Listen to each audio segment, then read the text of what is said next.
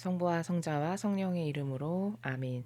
예수님과 어머니 하나 되신 성심을 통해 신성하신 하느님 아버지의 피아세 나라에서 그리고 아버지를 완전히 빼어닮은 작은 태양이 되기를 저희가 갈망하며 이 기도를 아버지께서 창조하신 천상 천하의 피아세 질서로 가지런한 우주 만물들과 그리고 이 지상에 남아있는 아버지께 속한 소수의 선의 세력의 자녀들과 함께 아버지 대전 앞에 엎드려 이 기도를 봉헌드립니다.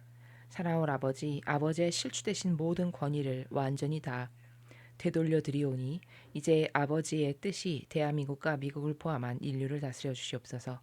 아버지 뜻에 반하는 모든 역겨운 사탄의 세력, 특히 카발과 프리메이슨과 일루미나티와 적그리스도 세력과 그리고 이 지구상의 성모님께서 말씀하신 네 마리의 붉은 용, 러시아와 이란과 북한과 중국, 이 공산주의 세력의 잔당 하나까지도 남기지 마시고 마치 쓰나미로 모든 사탄 마귀들을 쓸어버려 가듯이 그렇게 이 지구상에서 흔적도 없이 몰살시켜 주시기를 예수님과 성모님 하나 되신 성심을 통해 아버지께 간곡히 청원드립니다. 아버지, 어서 오시어 다스려 주시옵소서. 저희들은 아버지의 뜻만을 갈망하며 아버지의 다스림만을 염원하며 아버지의 통치 아래 살기를 매일같이 뜨거운 열정으로 소망하고 있습니다. 위대하신 아버지의 신적 질서와 그 아버지의 뜻 피아세 정신세계로 아름답고 거룩하고 고결하고 참된 본연의 저희 자신을 찾아 아버지께 올바르게 반향하며 그리하여 아버지께서 이루시고자 하시는 피아세 나라를 어서 건설하시옵소서. 이 모든 기도 우리 주 예수 그리스도의 이름으로 기도드리나이다. 아멘. 성부와 성자와 성령의 이름으로 아멘. 안녕하십니까. 하느님의 뜻 성계 피아수녀입니다. 오늘은 이제 신명기 18장의 내용을 학습해 보도록 하겠습니다. 신명기 18장 레위인 사제 예언자의 참모습. 사제인 레위인뿐 아니라 레위 지파에 속한 사람은 다른 이스라엘 사람이 받는 유산을 나누어 받지 못한다. 그들은 주님께 살라 바치는 제물과 그 밖에 주님께 받은 몫을 먹고 살아야 한다. 동족 가운데서 그들에게 나누어 줄 유산은 없다. 주님께서 약속하신 대로 주님만이 그들의 유산이 되어 주실 것이다. 백성이 제물을 잡아 바칠 때 사제들은 그들에게서 소나 양의 앞다리와 턱과 위를 받을 권리가 있다. 또 만물로 거둔 밀, 술, 기름, 처음 깎은 양털도 받을 권리가 있다. 사제들은 너희 하느님 주님께서 모든 지파들 가운데서 뽑아 세우시어 너희 하느님 주님 앞에서 그를 섬기며 그의 이름을 불러 기리는 직책을 대대손손 길이 맡은 사람들이다. 레위인 누군가가 너희가 사는 이스라엘 어느 성 안에 몸붙여 살고 있다가 거기를 떠나 주님께서 택하신 곳에 가고 싶어 하거든. 그리로 가서 혈통이 같은 다른 레위인들과 다름없이 하느님의 이름 주님을 부르며 주님을 섬기게 해주어야 한다. 그는 선조들에게서 물려받은 것을 팔아 수입으로 삼은 것 말고도 정해진 몫을 받아 먹고 살아야 한다. 예언자의 참모습. 너희는 너희 하느님 주님께서 주시는 땅에 들어간 다음 거기에 사는 민족들이 하는 발칙한 일을 배워 그대로 행하는 일이 없어야 한다. 너희 가운데 자기 아들이나 딸을 불에 살라 바치는 자가 있어선 안 된다. 또 점쟁이, 복술가, 술객, 마술사, 주문을 외는 자, 도깨비 또는 귀신을 불러 물어보는 자, 혼백에게 물어보는 자가 있어서도 안 된다. 이런 짓을 하는 자는 모두 주님께서 미워하신다. 너희 하느님 주님께서 저 백성들을 너희 앞에서 몰아내시려는 것도 그들이 이런 발칙한 일을 하기 때문이다. 너희는 한 마음으로 너희 하느님 주님만 섬겨라. 너희가 이제 몰아내려는 이 민족들은 보술가나 점쟁이가 시키는 대로 해야 했지만 너희에게만은 너희 하느님 주님께서 그런 것을 허락하지 아니하신다. 너희 하느님 주님께서는 나와 같은 예언자를 동족 가운데서 일으키시어 세워주실 것이다. 너희는 그의 말을 들어야 한다. 이것은 호렙에서 대회가 열렸던 날 너희가 너희 하느님 주님께 청을 드렸던 바로 그것이다. 나의 하느님 주님의 소리를 다시는 직접 듣지 않게 해주십시오. 이 무서운 불을 다시는 보지 않게 해주십시오. 내가 죽을까 두렵습니다. 주님께서는 옳은 말이라고 하시면서 나에게 이렇게 일러주셨다. 나는 네 동족 가운데서 너와 같은 예언자를 일으키리라. 내가 나의 말을 그의 입에 담아주리니 그는 나에게서 지시받은 것을 그대로 다 일러줄 것이다. 그가 내 이름으로 하는 말을 전할 때 듣지 않는 사람이 있으면 내가 친히 그에게 추궁할 것이다. 그러나 내가 말하라고 시키지 않은 것을 주제넘게 내 이름으로 말하거나 다른 신들의 이름으로 말하는 예언자는 죽임을 당하리라. 그런데 이것이 주님께서 하신 말씀인지 아닌지 어떻게 알겠느냐 하는 생각이 들겠지만 그 예언자가 주님의 이름으로 말한 것이 그대로 이루어지지 않으면 그 말은 주님께서 하신 말씀이 아니다. 제멋대로 말한 것이니 그런 예언자는 두려워할 것 없다. 주님의 말씀입니다. 하나님 감사합니다. 우리가 지난 시간 신명기 16장 17장에서 배웠던 내용을 아주 간단하게 복습을 하면요. 먼저 16장에서는 다양한 어떤 축제일에 대해서 아버지께서 말씀하셨죠. 초막절이라든지 추수절이라든지 이런 하나님 아버지께서 이 백성에게 지키라고 정해주신 다양한 축일들, 그리고 그 축일 때는 어느 장소에 와서 나에게 제물을 어떤 방법으로 바쳐라, 이렇게 가르쳐 주셨죠. 이제 그것은 우리가 지금 이 지상에서 천상의 예표를 보는 것과 같습니다. 무슨 말이냐면 천상의 나라는 하나님 아버지께서 이러이러한 것을 좋아하셔서 그 나라에 살아가는 아버지의 자녀들과 이런 사랑의 교감을 나누시는 나라구나를 미리 이 지상에서 이스라엘 백성이라고 선택받은 그 민족들을 통해서 보여주신 예표와 같은 거라는 거죠. 그래서 여기 제가 정리하기를, 하느님 아버지의 나라는 자녀들과 함께 축제를 지내시는 것이 아버지의 행복이시다. 그래서 너희가 여기서 제사를 지내고 내 앞에서 음식을 나누어 먹거라, 이렇게 말씀하시는 이런 나라들이 하느님 아버지께서 원하시는 어떤 정서, 행복의 가치의 어떤 정신세계, 이런 것을 볼 수가 있다는 것이죠. 그래서 비슷한 예로, 비근한 예로 우리도 그 연로하신 부모님들이나 좀 장성한 이런 자녀들을 두신 부모님들을 뵈면은 그렇게 힘드신데도 자녀들이 그 시골집에 찾아오는 걸 그토록 좋아하시고, 우리도 예를 들어서 칠순이다, 환갑잔치다, 이런 걸 하면 그냥 자녀들이 와서 아버지 어머니 앞에서 재롱을 떨면서 예쁜 짓을 하면서 이런 거를 흐뭇하고 흥망하게 바라보시는, 거기에서 기쁨과 행복을 느끼시는 이러한 정서가 있죠.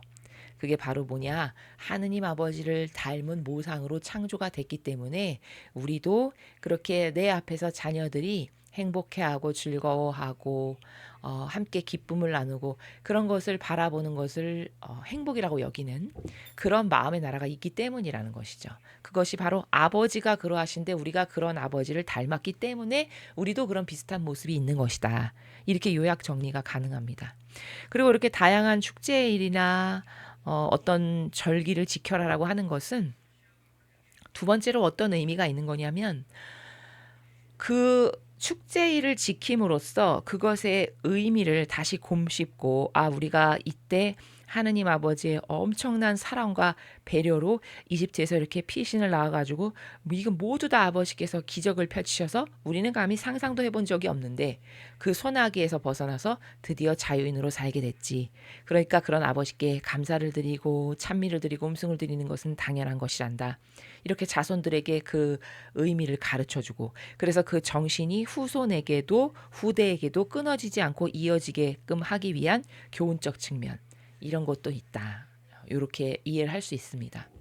그 다음에 17절에서 우리가 뭘 배웠냐면, 아버지께서 끊임없이 모세를 통해서 어떤 걸 말씀하시냐면, 너희는 우상 숭배를 하지 말아라. 그랬다가는 그런 짓을 했다가 걸렸어. 그럼 그걸 죽여버려라. 이렇게 말씀하시죠.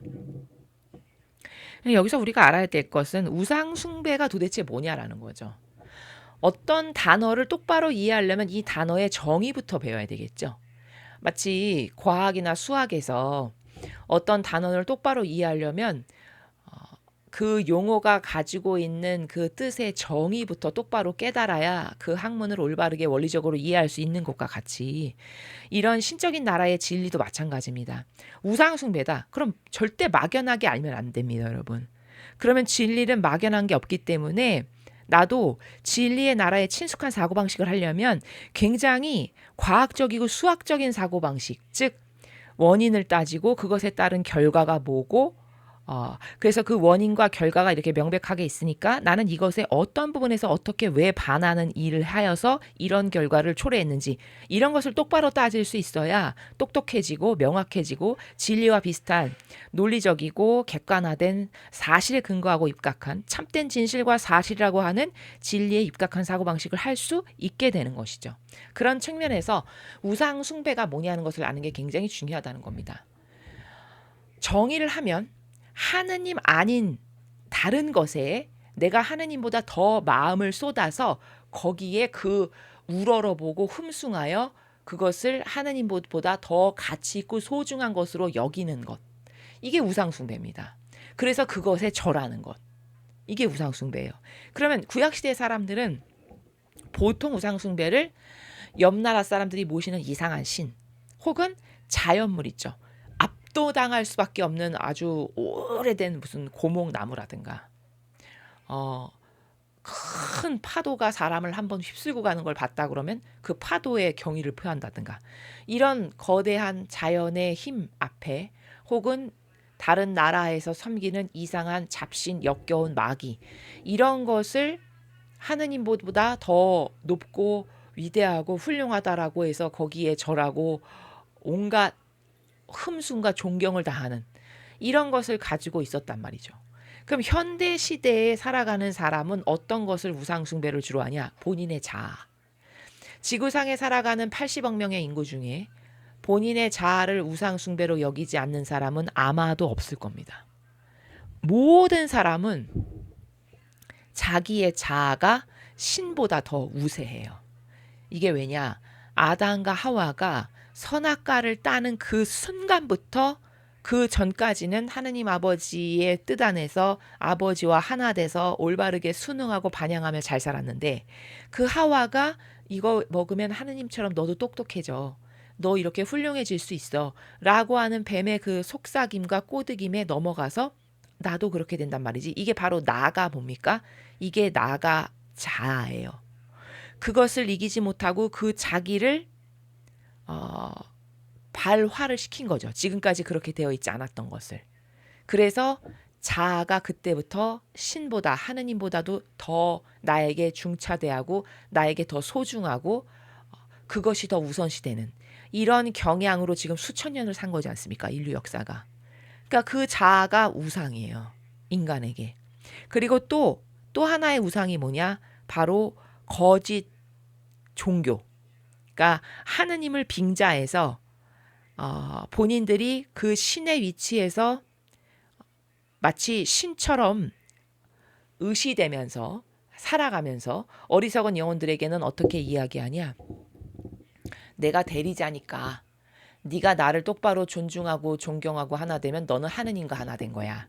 요렇게 속여가지고 어리숙하고 성경의 진리를 모르는 사람들은 그 말이 그럴듯하게 들리죠. 그래서 모두 다 그 정말 예수님과 성모님의 정신과 가르침과 모범은 단 하나도 닮은 것이 없는데 그런 인간의 뇌피셜의 논리에 속아가지고 그 거짓 예언자를 신처럼 떠받들면서 살아가면서 거기에 열렬히 하나 되고 동조하고 협력하는 이런 우상숭배. 크게 이런 두 가지 종류의 우상숭배에 빠져서 살아가는 것이 현대인의 맹점이다라는 겁니다. 그것을 우리가 지난 17장에서 배웠습니다. 참 아이러니한 게 뭐냐면 보통 사람이 그냥 평범하게 상식적으로 생각을 했을 때 야, 그래도 종교를 믿는 사람이면은 더 착하고 선하고 훌륭하지 않아? 세상에 종교 믿지 않는 사람은 보통 그렇게 생각할 거거든요. 근데 천만의 만만의 말씀입니다. 종교 생활을 하는 사람이 오히려 신앙 갖지 않고 착하고 순박하고 순수하게 주변에 어려운 사람들에게 자기가 가진 것 나누면서 정직하게 살아가는 사람보다 훨씬 더 사악해요.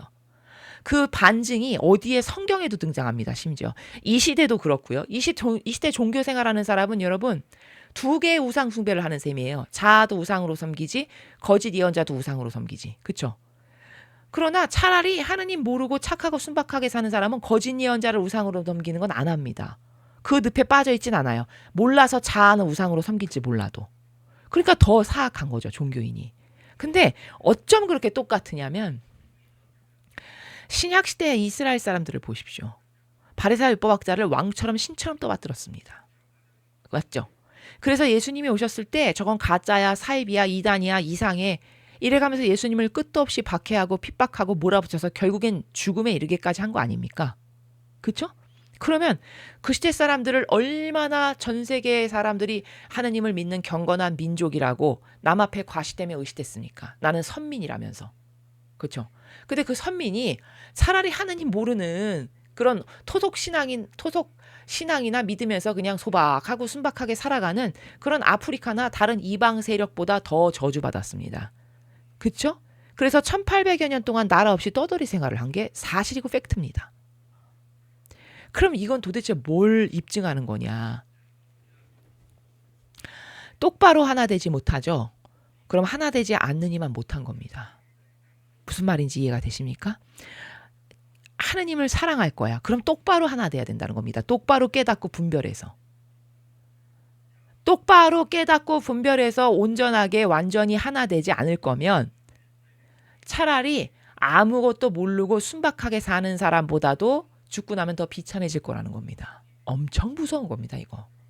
근데 종교 생활을 하는 대다수의 신자들이 이런 사실을 아니야 모른다는 거죠.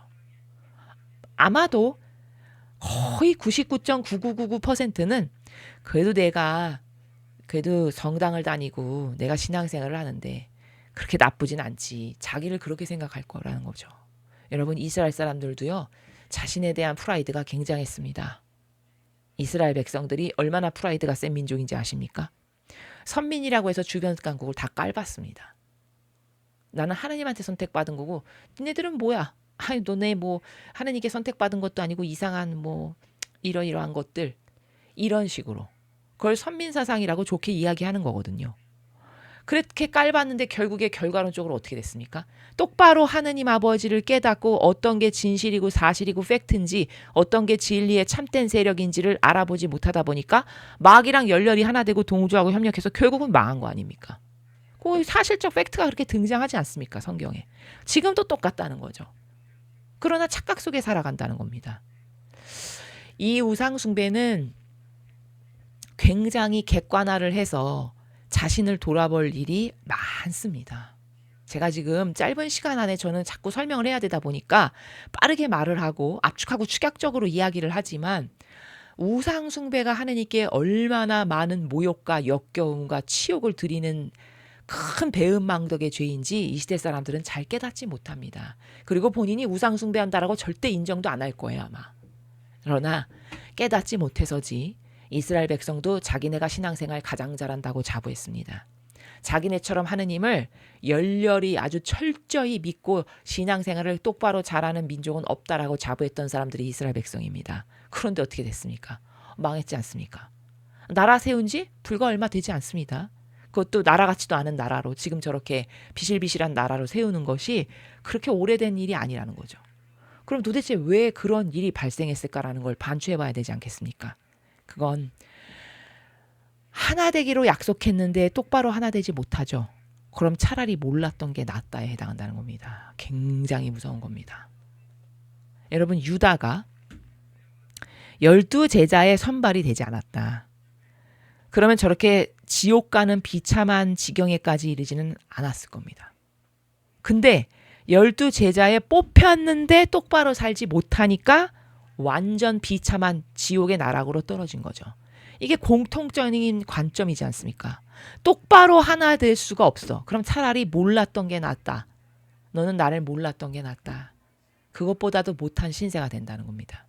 그래서 이 시대는 굉장히 사악한 마귀가 교묘하고 유려하고 사악한, 그래서 선으로 둔갑한 마귀가 아주 그냥 지뢰밭처럼 깔려있는 시대입니다. 지금 시대는요. 영적으로 봤을 때. 그러니까 무엇이 옳고 그른지, 어떤 게 진짜 선의 세력이고 어떤 게 마귀의 세력인지를 보통의 사람, 진리를 모르는 그냥 평범한 보통의 사람의 기준으로는 파악하기가 어렵습니다. 왜냐하면 지금이 마지막 시대이기 때문에. 그래서 똑바로 분별하고 올바르게 볼 줄 몰라서 이상한 것에 하나 되죠. 그러면 비참하기 이를 데 없는 시대가 될 겁니다. 그래서 우리는 도대체 이 시대는 우상숭배가 뭐냐. 하느님을 빙자해서 신처럼 살아가고 있는 거짓 예언자에게 열렬히 동조하고 협력하고 하나 된 그 우상숭배. 그리고 본인의 자아를 왕처럼 떠받드는 우상숭배. 이 두 가지의 깊은 늪에 대다수의 사람들이 다 빠져 있다. 그러나 그렇게 살았던 과거의 이스라엘 사람들의 맺은 열매를 보아야 한다. 그들이 그렇게 살아서 맺은 열매가 과연 무엇인지. 그런데 하느님의 진리는 변하지가 않기 때문에 이스라엘 백성이 이런 죄악을 저질러서 이렇게 패망했어. 그럼 지금 시대도 그렇게 똑같은 하느님께 모욕과 역경을 줬다면 똑같은 결과를 맞이할 거다라는 게 불변의 법칙인 진리에 근거한 하느님의 다스림이다. 이렇게 이해하는 것이 올바르다라고 정의할 수 있습니다. 자, 그러면 오늘 18장의 내용은 첫 번째 챕터는 레위인 사제죠. 사제인 레위인뿐 아니라 레위 지파에 속한 사람은 다른 이스라엘 사람이 받는 유산을 나누어 받지 못한다. 그들은 주님께 살라 바치는 제물과 그 밖에 주님께 받는 몫을 먹고 살아야 한다. 이렇게 이야기하십니다. 그러니까 왜 이렇게 사제인 레위 지파는 본인들이 뭘 어떻게 열심히 일을 해서 뭘 벌어들이거나 다른 이스라엘 지파에게 나누어주는 유산 같은 걸 받지 말아라. 대신에 하느님께서 챙겨주신다라는 말이죠. 예. 그러면 하느님은 왜 이렇게 레위 지파를 소중하게 여기시고 직접 챙기시냐. 사제직을 하는 지파이기 때문인 것이죠. 그래서 하느님을 섬기는 일에만 너희는 충실해라라는 거예요. 네가 하느님 섬기는 일에만 충실해. 그러면 네가 먹고 사는 것은 내가 걱정하지 않게끔 돌본다. 이런 나라입니다. 이해가 되셨죠? 그래서 아버지께서 이렇게 이 사제직을 수행하는 레위 지파를 넉넉하게 챙기시는 이유는 항상 넉넉하게 챙기시잖아요. 일도 안 하는데 거저 다 먹을 거를 주고. 이렇게 넉넉하게 챙기시는 이유는 만약에 이들이 먹고 사는 데 있어서 아주 척박하고 각박해. 그러면 하느님을 섬기는 일에 최선을 다할 수가 없죠. 분심이 자꾸 들겠죠. 이때는 다 결혼을 하고 가정을 꾸린 사람들이 사제직을 했기 때문에 아니 처자식도 먹여 살려야 되고 일단 먹고 살고 가정이 유지가 돼야 되잖아요. 근데 나는 돈을 벌 수가 없는 처지잖아요. 그래서 내 가족이 그냥 밥을 쫄쫄이 굶고 너무 가난하게 살고 이래. 그러면 사제직을 수행하는 이 사람이 거기에 몰입을 해서 올바르게 사제직분을 수행하기가 어려워지죠. 분심이 들고 이상한 쪽으로 집중력이 떨어지고 자꾸 이상한 걸 도모할 거 아니겠어요. 그렇죠.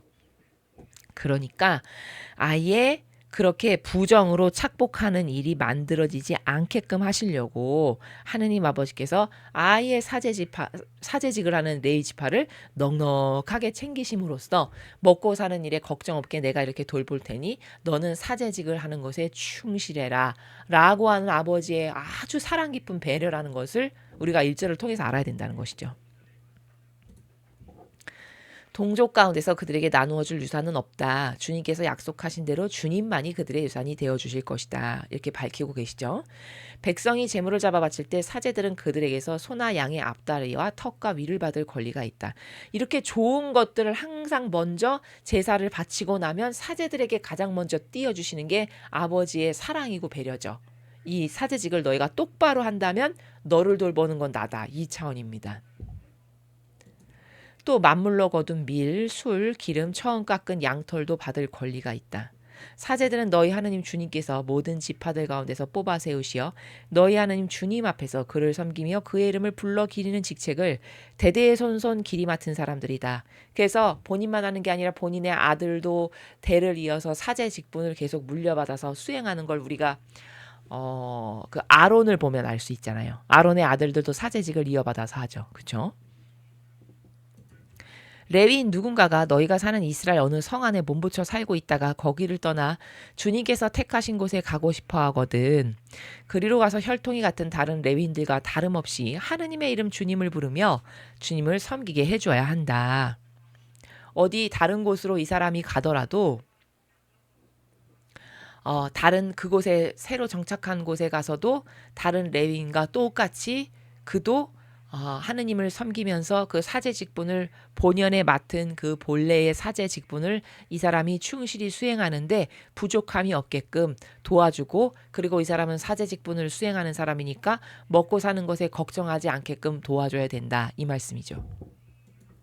그는 선조들에게서 물려받은 것을 팔아 수입으로 삼은 것 말고도 정해진 몫을 받아 먹고 살아야 한다. 정해진 몫이 바로 뭐예요? 하느님 아버지께서 이 영혼을 위해서 따로 사제 직분을 위해서 챙겨 놓으시고 떼어주시는 것들, 그것들로 먹고 사는데 걱정 없어야 한다, 이런 말씀이죠. 예언자의 참모습. 너희는 너희 하느님 주님께서 주시는 땅에 들어간 다음 거기 사는 민족들이 하는 발칙한 이를 배워 그대로 행하는 일이 없어야 한다. 너희 가운데 자기 아들이나 딸을 불에 살라 바치는 자가 있어서는 안 된다. 또 점쟁이, 복술가, 술객, 마술사, 주문을 외는 자, 도깨비 또는 귀신을 불러 물어보는 자, 혼백에게 물어보는 자가 있어서도 안 된다. 자, 여러분, 절대 하면 안 된다라고 아버지께서 주지하고 당부하시는 게 뭡니까? 자기 아들이나 딸을 불에 살라 바치는 거. 이게 뭡니까? 인신제사죠. 이런 짓을 너희가 감히 해서는 절대 안 된다. 이런 일이 있어서는. 왜일까요? 생명은 하느님의 소유입니다. 내가 부모라고 하여 감히 내가 낳았다고 하여 아들이나 딸을 불에 살라서 바치고 죽이고 이럴 권한이 너에게 있지가 않아. 이 생명은 너의 몸을 빌려서 세상에 나오긴 했지만 너는 그냥 단순히 그들을 세상에 나게끔 하기 위한 도구적 역할이야. 매개체. 사실 네가 아들이나 딸을 낳았다면 내가 걔네들의 사실적인 아버지요 주인이다, 이 말씀이에요. 그러면 권한이 하느님께 있는 거잖아요, 이 생명들은. 근데 감히 네가 권한이 있는 것처럼 그들을 맘대로 네가 죽이고 이런 감히 상상할 수도 없는 잔인한 행위로 이런 것을 해? 그랬다간 가만히 너는 놔두지 않는다라는 이야기죠. 그러니까 인신제사가 이렇게 하느님께 역겨움과 모욕을 드리는 행위라는 것을 여기서도 알 수 있죠.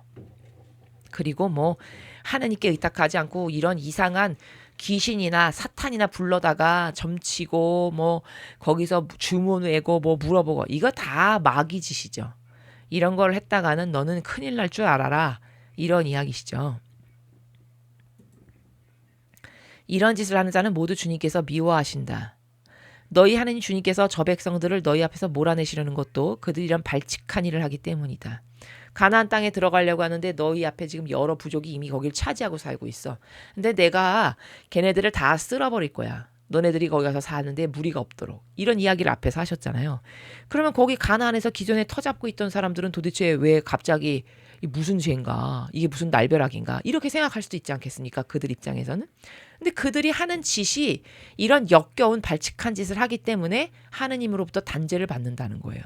그 역겨운 짓이 아까 뭐 인신제사라든가 마술 뭐 술객 불러내서 뭐 이상한 점치고 이런 마귀 불러들여서 하는 그런 사탄 불러들이는 행위를 하니까 내가 그런 것들을 다 싹 밀어버리고 이 땅에 너희가 터잡고 살아갈 수 있게끔 하겠다, 이런 말씀이죠. 그렇죠? 그러니까 여기에서요, 이런 짓을 한다라고 하느님께서 말씀하시는 이런 짓, 그렇게 이상한 점치고 하는 행위 있죠. 그게 왜 하나님께 모욕과 역경을 드리는 행위라면요, 여러분이 아주 쉽게 이해하실 수 있도록 제가 자연법에 근거해서 설명을 할게요. 이스라엘 백성은 하느님께 약속을 했습니다. 계약의 관계예요. 계약의 관계라는 건 다시 말하면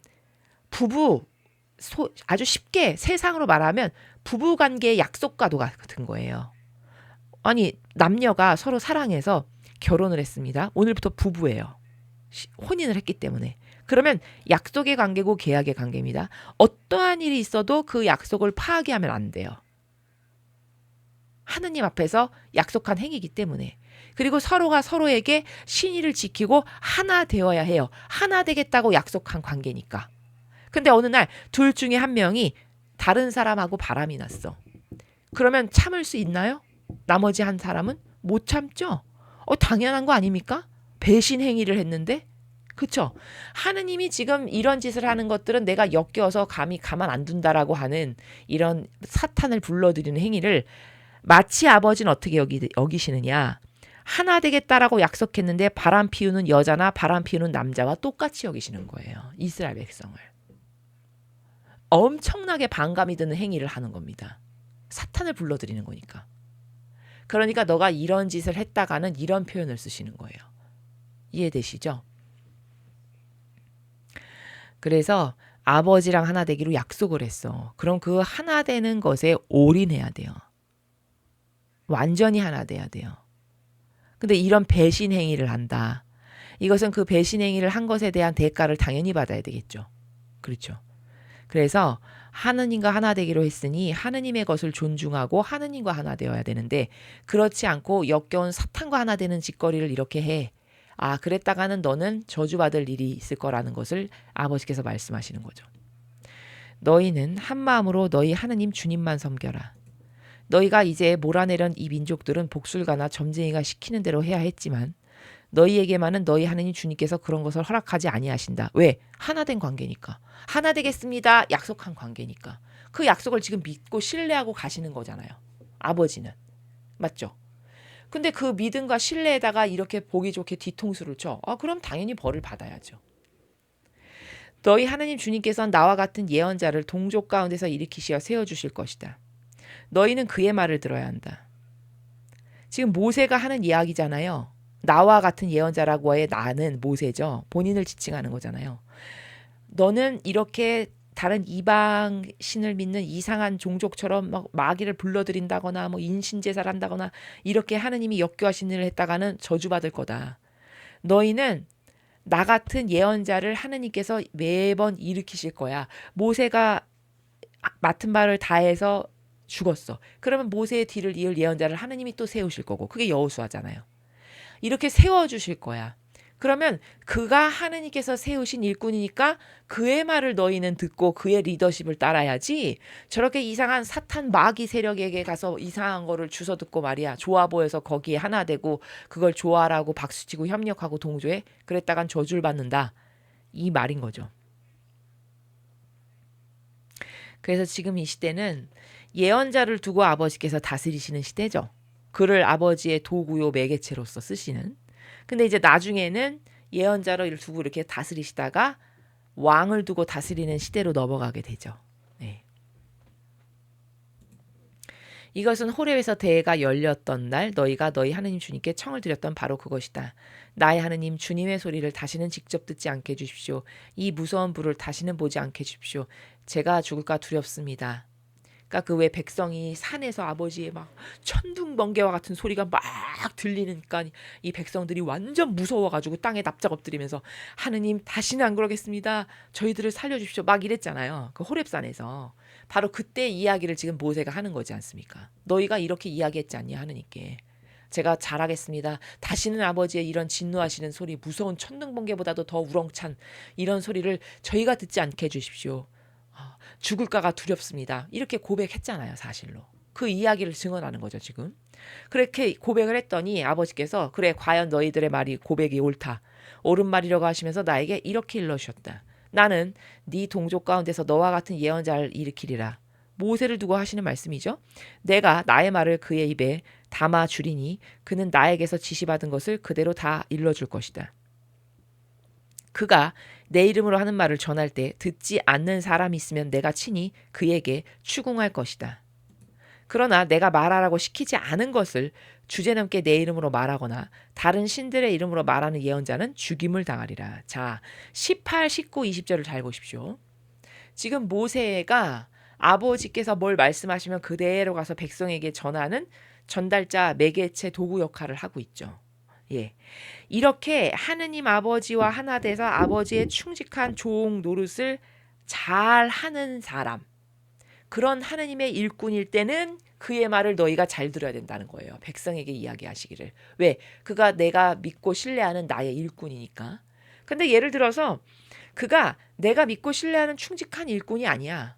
그래서 내가 이렇게 하라라고 이야기했는데 내가 말한 거는 안 하고 주제넘게 자기가 신행세하면서 마치 뭐라도 되는 양 목에 힘주고 백성 앞에 가서 얼굴 꼿꼿하게 들면서 신행세하면서 자기 인간적인 기호정석 경향 안에서 자아가 충동지라는 것을 막 백성들에게 가서 말하고 막 이런 거를 해.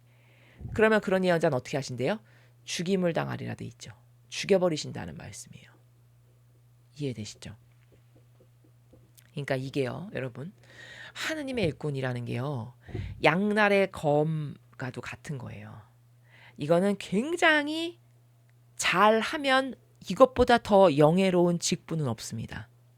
인간으로 태어나서 이 세상에 왔다 가는데 내가 하느님의 일꾼으로 아주 퍼펙트하고 충직한 완벽한 순종과 하나됨으로 마치 성모님처럼 예수님처럼 피앗을 완성한다. 이 지상에서 하느님의 일꾼으로서. 그건 이것보다 더한 영예는 없어요. 인간으로 태어나서. 진짜 이거야말로 가문의 영광인 겁니다. 근데 만약에 그렇지 않고 인간의 뜻 안에서 살면서 흉내낸다. 본인이 가진 높은 직함과 권한을 이용해서 아무것도 모르는 순진한 양들에게 성경에 있지도 않고 진리도 아닌 자기의 뜻을 맨날 가르치고 전하면서 그렇게 하면서 오히려 진리하고 멀어지게 하고 양들을 하느님하고 더 하나 되고 가까워지게끔 이끌고 가르쳐야 되는 게 본인의 직분이고 의무인데 그것이 아니라 매일 공산주의자적 사고방식의 쓴 열매를 누룩처럼 받아먹게 해서 사람이 점점 병들어서 진리하고는 정반대되는 사고방식을 하게끔 만들었어. 그러면 이 죄악을 다 어떻게 갚을 겁니까? 여기 20절이 그 나라예요. 그런 예언자는 죽임을 당하리라가. 이해되십니까? 그 자아에서 나오는 역겨운 것에 근거해서 뭐가 어떻네 저쩌네 이게 옳으네 그르네 본인이 판단하고 지적하고 이렇게 하는 그게 다 여기 20절에 내가 말하라고 시키지 않은 것. 이게 뭐예요 구체적으로? 성경에 나오는 이런 진리 이것과 다른 것을 말하는 게 말하라고 시키지 않은 겁니다. 이렇게 천상의 책에서 우리가 매일 배우는 신적 질서 계명 계명에 반하는 거 그렇죠? 이런 것을 주제 넘게 내 이름으로 말한다. 내 이름으로 말한다는 건 뭐예요? 본인이 가진 직함과 직분을 아주 10분 활용하는 거예요. 내가 주교니까, 내가 교황이니까, 내가 추기경이니까. 그게 주제 넘게 내 이름으로 말하거나의 나라입니다. 그랬다가는 너는 죽임을 당하리라. 이렇게 무섭게 말씀을 하시죠. 그런데 그것이 주님께서 하신 말씀인지 아닌지 어떻게 알겠느냐 하는 생각이 들겠지만 자 그럼 일반인의 상식에서는 가만히 있어봐. 근데 저 사람이 하는 말이 하느님께서 저 영혼 안에서 말씀을 하시는 건지 사탄이 말하는 건지 우리는 백성인 우리 입장에선 잘 모르잖아요. 이렇게 이야기할 수 있죠. 그렇죠? 그 얘기를 하시는 거잖아요 지금. 그럼 너가 궁금증을 가질 수 있어. 그러면 그 예언자가 주님의 이름으로 말한 것이 그대로 이루어지지 않으면 그 말은 주님께서 하신 말씀이 아니다. 제멋대로 말한 것이니 그런 예언자는 두려워할 것 없다. 그러니까 지금 22절의 나라는 이 행간의 차원은 어떤 나라냐면 저 사람이 하느님의 일꾼인지 아닌지를 우리는 어떻게 압니까? 이걸 너가 궁금해할 때 그 궁금해하는 의문점에 대한 솔루션을 제공하는 거잖아요, 지금. 근데 그 답이 뭐냐면 어떤 예언자가 하느님의 이름으로 뭘 선언하고 이야기를 했는데 그게 이루어지지 않았어. 그러면 그건 하느님이 그 영혼 안에서 말씀하신 게 아니라 그 영혼 안에 살아가는 사탄이 말한 거다. 그렇게 하느님을 빙자해서 감히 사탄이 말한 것을 하느님이 말한 것처럼 꾸며댄 거 아니에요. 본인의 직함과 권한과 직분을 이용해서. 그렇게 했으니까 그런 예언자는 가짜니까 두려워할 필요가 없다. 이 말씀이죠. 그러니까 오늘 지금의 이 시대로 이것을 의역하면 저게 하느님의 일꾼이 아닌지 진짜인지를 어떻게 알 수 있냐면요. 여러분. 그가 행하는 말과 행위를 잘 보세요. 그러면 항상 우리의 기준 모범은 어디 있죠? 예수님과 성모님이에요. 예수님과 성모님이 일평생 이 지상에서 오셔서 어떤 정신세계와 마음가짐의 나라에서 사셨는지를 우리는 성경을 통해서 다 알 수 있어요. 일단 뭐냐? 양들을 위해서 온통 희생하신 것밖에 없어요. 자신을 돌보는 게 있냐? 없어요. 그렇죠? 그럼 여러분 이 두 가지의 큰 카테고리만 가져도 다 보여요. 저 사람이 자기를 돌보는 게 없고 항상 어떻게 해서든지 부족한 가운데 늘 양들을 위해서 뭘 도모하고 양들을 위해서 희생하는 걸 기쁨으로 여겨. 의지가. 그 정도는 보이잖아요. 보통의 눈에도. 그렇죠? 그러면 그 사람은 진짜 하느님의 일꾼이 맞다는 거예요. 이해되십니까? 여러분이 이렇게 구분하시면 돼요. 그리고 성경에 이렇게 아버지가 이건 해라, 이건 하지 말아라, 이건 옳은 거다, 이건 잘못된 거다 이렇게 다 지침을 주시잖아요. 어떤 게 옳은 거고 어떤 게 잘못된 거고 어떤 게 맞는 건지. 그럼 그대로 따라하면 되지. 그러면 예를 들어서 동성애자로 드글드글한 소돔과 고모라를 아버지가 완전히 거기 멸하셔서 그림자도 하나 남지 않게 하셨어. 룸만 남기고. 그쵸? 그러면 하느님은 이렇게 변질된 것을 남겨놓지 않고 다 싸그리 멸망시키시는구나. 이게 하느님 다스림의 답이에요. 통치에.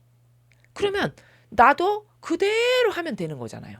그 아버지 통치 다스림에 왜? 나도 하나 된 사람이니까. 아니 하나 되기로 해서 온 거 아니에요? 주님의 집에? 저도 그 다스림을 따르겠습니다. 그 아버지의 통치, 그 아버지의 뜻이 제 뜻입니다. 그것을 저도 이행하겠습니다 해서 온 거 아니에요? 주님의 집에. 그러면 그대로 해야지 하느님께서 하신 것과 똑같이. 근데 정반대되는 걸 말하잖아요. 근데 그게 도대체 어떻게 옳다는 거예요? 아예 대놓고 정반대되는 걸 말하는데 아니 그 정도도 분별할 수가 없습니까? 그렇지 않습니까? 그럼 여기 22절에 근거하면 하느님의 이름으로 말한 것이 그대로 이루어지지 않으면 주님 이거는 지금 이 시대에 맞게끔 말씀을 하신 거예요. 구약 시대에. 왜냐하면 이 시대는 예언하는 사람이 예언자로서 아버지의 말입니다 하고 전하는 것을 주로 많이 했으니까. 근데 지금 시대로 이것을 적용하자면 예수님과 성모님의 모범이 신약 성서를 통해서 우리가 다 알 수 있는데 그 모범을 큰 두 개의 카테고리로 요약을 하면 희생 그리고 자기 배제라는 말이에요. 그쵸? 그러면 내가 하느님의 일꾼이요 하는데 거기 희생과 자기 배제가 없어. 그럼 그게 가짜라는 거죠. 그리고 내가 그 하나님의 뜻에 일치되고 하나 된 사람이라고 그걸 자원해서 왔는데 하느님의 다스림하고 다른 거를 가르쳐 자꾸. 다른 것을 말하고. 그러면 저건 가짜구나. 왜? 하느님의 통치 다스림의 방법하고는 정반대 걸 자꾸 말하네. 금방 알 수 있는 거 아닙니까? 그러니까 그런데 그런 가짜는 두려워할 필요가 없대요. 여기. 그러니까 이 나라는 지금 22절의 나라의 뉘앙스는 뭐냐면 네가 예를 들어서 내가 선택한 사람이야. 저 일꾼이. 예를 들면 모세야. 그럼 아버지가 선택한 예언자는 두려워해야 된다는 거예요. 모세야. 하느님이 쓰시는 도구야 매개체야. 아무리 그 사람이 부족해도 그럼 그 사람이 말하는 것을 지켜야 돼요. 그게 본인 영혼에 좋은 거예요. 왜? 그 사람이 하느님의 충직한 도구요 매개체 역할을 어찌됐건 부족하지만 여전히 수행하고 있으니까. 아버지가 내치시지 않았잖아요. 그렇죠? 그러면 그 사람의 말을 들어야 된다는 거예요. 근데 미리암이 어떻게 했어요? 아니 이방인 여자를 왜 들여? 우리나라에도 여자가 얼마나 많은데? 아니 왜 하느님도 믿지 않고 거부하는 외부 여자를 데려다가 아내로 맞아들여? 그거 이상하네. 한마디 했다가 어떻게 됐습니까? 머리부터 발끝까지 온통 피부병으로 다 뒤덮였죠. 하느님께 진노를 사서. 바로 그게 뭐냐. 모세가 하느님의 일꾼인데 그 하느님의 일꾼에게 네가 팔뒤꿈치를 들면서 감히 반기를 들어? 그렇게 해서 벌하신 거 아닙니까? 거기 좋은 예가 나오잖아요. 그게 진짜 하느님의 일꾼이라는 징표예요. 역으로. 그가. 맞죠? 그러니까 진짜 하느님의 일꾼이야. 하느님이 선택하신 일꾼이야. 그러면 그 영혼의 지도력에 순종할 줄 알아야 돼요. 왜? 그가 자기 뜻을 전하는 게 아니라 아버지 뜻을 전하는 사람이니까. 그를 거부한다 그러면 아버지를 거부한 걸로 하느님은 여기세요. 그래서 미리암이 저주받은 거예요. 이해되시죠? 그렇게 두려워해야 된다는 거예요. 근데 만약에 하느님의 일꾼이 아니야. 저 말하는 거나 전하는 거나 행하는 행위나 어떤 곳에서도 예수님과 성모님의 모범이나 정신이나 가르침을 찾아볼 수가 없어. 그럴 땐 어떻게 해야 된다? 순종할 필요가 없다는 거예요. 인정하지 말라는 거예요. 여기 그런 예언자는 두려워할 것 없다가 그 나라예요. 그 말을 들을 필요가 없고 인정할 필요가 없다. 하느님 일꾼으로 대하지 말고 마치 이방인 대하듯 대하라. 이런 나라입니다. 이해가 되시죠? 예. 그래서 22절을 오늘날에 지금 우리가 살아가고 있는 이런 영적 환경에서 똑바로 분별해서 적용하실 줄 알아야 된다는 거죠. 여러분이. 여러분의 영혼을 위해서.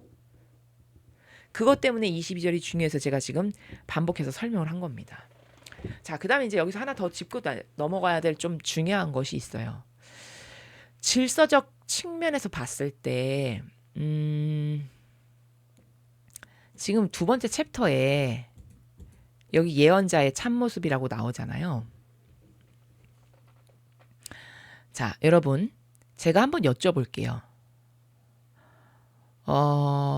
예언자와 사제직을 행하는 사람이 있어요. 그러면 예언자와 사제직을 행하는 사람 중에 누가 더 높습니까? 이건 세상의 높고 낮음을 말하는 게 아니라 제가 질서적 측면에서 말하는 거예요. 질서. 예. 질서적 측면에서 봤을 때 예언자가 있고 사제직을 하는 사람이 있어요. 그럼 두 사람 중에 누가 더 높다라고 봐야 합니까? 잘 모르시겠나요? 자, 그럼 예를 들어보죠. 성경에 나오는 걸로. 모세가 있고 아론이 있죠. 모세는 예언자입니다. 하느님의 말씀을 전하는 사람이에요. 아론은 그냥 단순히 사제직을 합니다. 그쵸? 예. 이렇게 사제직과 예언자가 있어요. 그러면 사제직을 하는 직분과 예언자직을 하는 직분 중에 어떤 직분이 더 높은 직분이에요? 예언자가 더 높은 직분이에요. 그러니까 아론이 모세의 말을 듣잖아요. 거기 질서를 보면. 맞죠? 예. 아론이 모세의 말을 듣는 거예요. 모세에게 주인님이라고 심지어 부른 적도 있고. 이해가 되시나요? 예. 그러니까 예언자는 아버지에게서 듣는 사람이잖아요. 충직한 도구요 매개체로서 아버지가 그 영혼에게 말씀하시면 그걸 알아듣고 가서 전하는 사람이죠. 그러니까 그 아버지와 소통을 하는 사람이란 말이에요. 근데 사제직은 그냥 단순히 제사를 지내는 사람이에요. 이해되시죠? 그러니까 어떤 질서적 측면에서 봤을 때 서열을 말하면, 그러니까 예언자가 명령을 딱 내리잖아요. 그럼 사제직은 그 명령을 듣고 그대로 수행하잖아요. 그러니까 아론이 모세의 말을 듣잖아요. 동생인데도 불구하고. 인간적인 어떤 형동생의 관계로서의 서열을 따지면 모세가 아래잖아요. 그렇죠? 그런데 신적 질서에서의 직분에서의 관계를 보면은 아론이 모세 말을 듣죠. 지시를 따르고.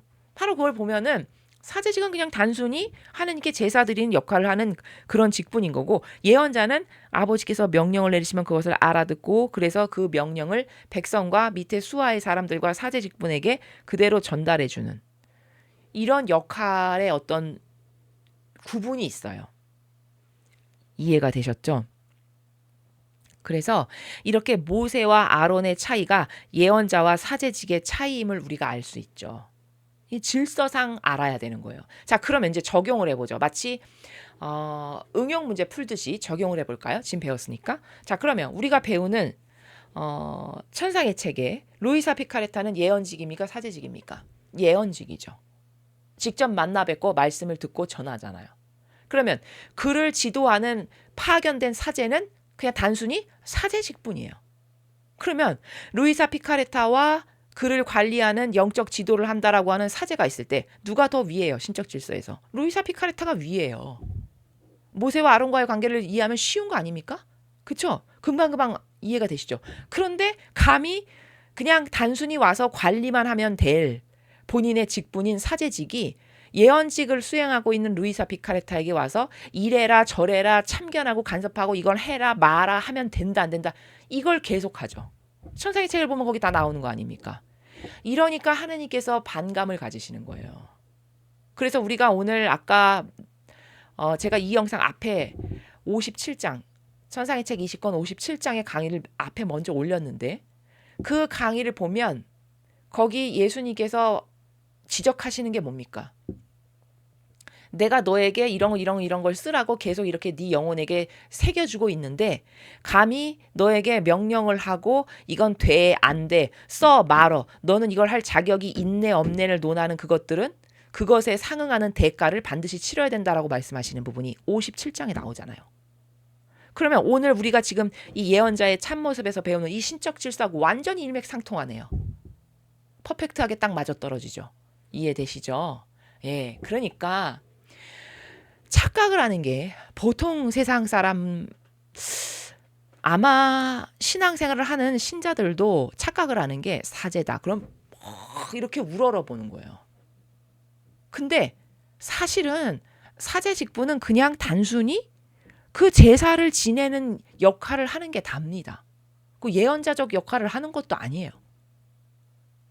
오히려 예언자직을 수행하는 사람을 하느님은 더 신적인 질서상 그를 더 가까이 두고 그를 두고 일을 하세요. 모세와 아론을 보면 알 수 있는 거 아닙니까? 그렇죠? 그런데 감히 그런 모세에다가 아론과 미리암이 뭐 자기만 듣나? 우리도 들을 수 있는데? 이런 말하고 지적질했다가 저주받은 거 아닙니까? 그렇죠? 성경에 나오는 이야기잖아요.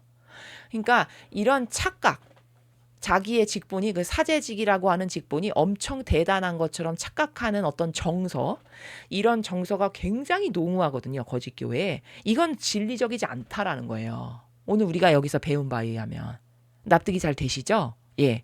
어디 가서 여러분이 이런 어떤 신적 질서의 위계 질서를 알아야 여러분이 분별도 하실 수 있고, 어떤 영혼이 그런 신적 질서의 위계 질서에 반하는 것을 했을 때, 아, 저거는 사탄이구나. 아, 저건 하나님의 일꾼이구나. 아, 저건 지금 마귀에게 점령당했구나. 이런 거를 알아야 여러분이 그런 걸 피해갈 수도 있고, 아, 저것은 사탄이니까 내가 적이 하나 됐다가는 망하겠다.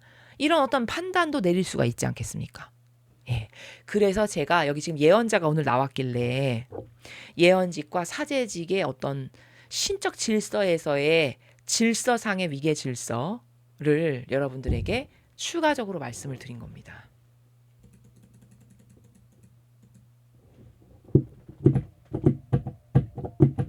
오늘 우리는 전반부에서는 레위 지파를 하느님이 왜 그렇게 소중히 여기시고 잘 돌보셨나? 그건 아버지의 일을 하는 직분이다라 해서 돌보신 거예요. 그럼 이 말은 반대로 뒤집으면 그런 하느님의 일을 똑바로 하지 않는다. 그런데 공짜로 계속 먹고 살고 있다. 그러면 그것은 어떻게 될까요, 여러분? 마지막에는. 그게 그냥 아무 무탈 없이 잘 지나가게 될까요? 그렇지 않겠죠. 네. 하느님의 일을 똑바로 하고 있다면 굉장히 좋은 직분이되, 그렇지 않다면 이것은 세상 사람이 하느님 모르고 착하고 선하게 살아가는 사람만도 못한 저주받을 일이 되는 겁니다. 이렇게 무서운 거예요. 그래서 할 거면 똑바로 하고, 안 할 거면 차라리 세상 사람처럼, 하느님 모르는 세상 사람처럼 착하고 순박하게 살아가는 것이 훨씬 더 낫다. 이런 것에 대한 진실을 알아야 하고, 그 다음 이제 오늘 예언자에 대한 이야기를 했는데, 예언직을 하는 직분과 사제직을 수행하는 직분, 이것을 신적 질서에서의 위계상의 질서의 어떤 서열을 따진다면 이것은 성경에서 우리가 아론과 모세를 통해서 확인할 수 있듯이 예언자가 더 위에요. 사제직은 그냥 단순히 본인에게 맡겨진 제사 바치는 업무를 수행하는 사람이에요. 그런데 이 거짓 교회는 그것을 역으로 다 뒤집어 놨죠.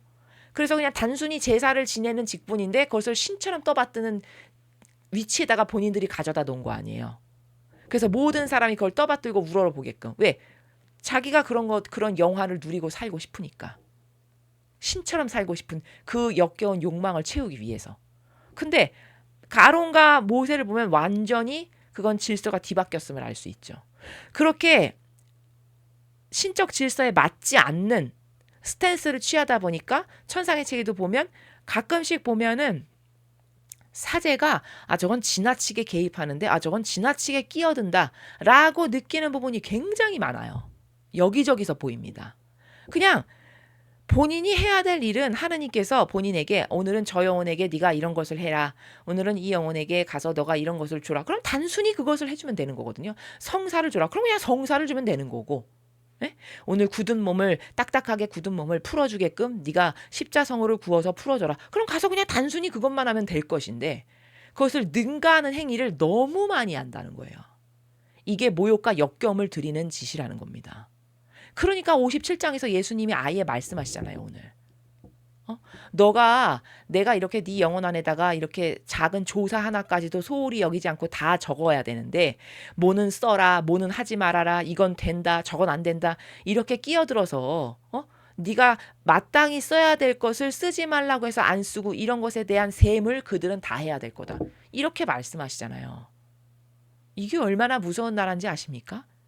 네, 그래서 우리는 이런 신적 질서에서의 위계 질서도 여러분이 알고 계셔야 거기에 유린당하거나 속지 않는다는 겁니다. 볼 것을 똑바로 볼 수 있다라는 것이죠.